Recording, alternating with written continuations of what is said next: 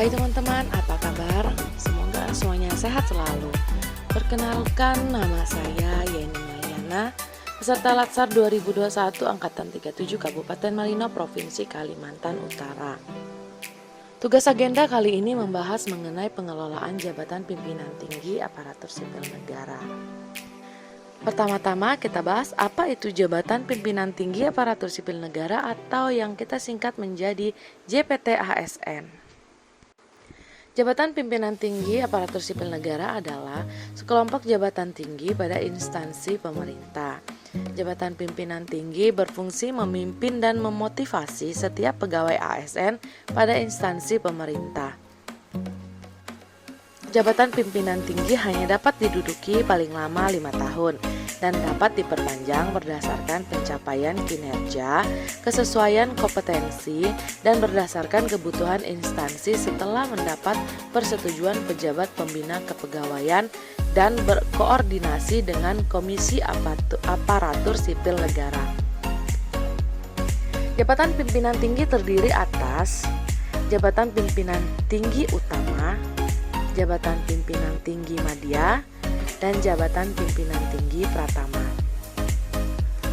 Pengisian jabatan pimpinan tinggi utama dan madya pada kementerian, kesekretariatan, lembaga negara, lembaga non-struktural, dan instansi daerah dilakukan secara terbuka dan kompetitif di kalangan PNS dengan memperhatikan syarat kompetensi, kualifikasi, kepangkatan, pendidikan, dan latihan, rekam jejak jabatan dan integritas serta persyaratan lain yang dibutuhkan sesuai dengan ketentuan peraturan perundang-undangan.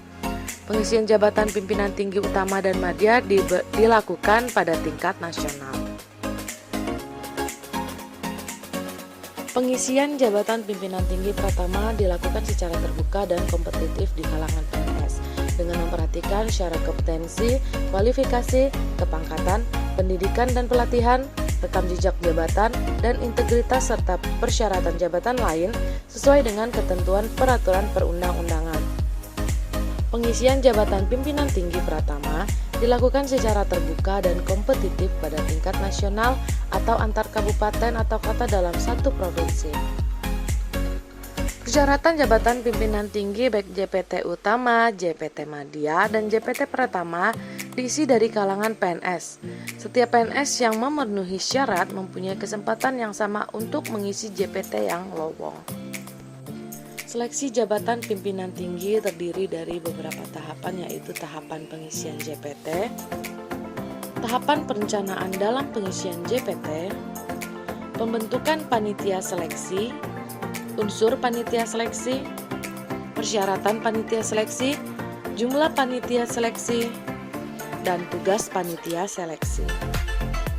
Sedikit pembahasan saya mengenai pengelolaan jabatan pimpinan tinggi. Terima kasih buat teman-teman yang sudah mendengarkan podcast ini. Kiranya podcast ini bermanfaat bagi kita semua yang mendengarkannya. Saya Yeni Meliana undur diri. Saya ada untuk semua. Bersama kita pasti bisa. Salam harmonis untuk kita semua.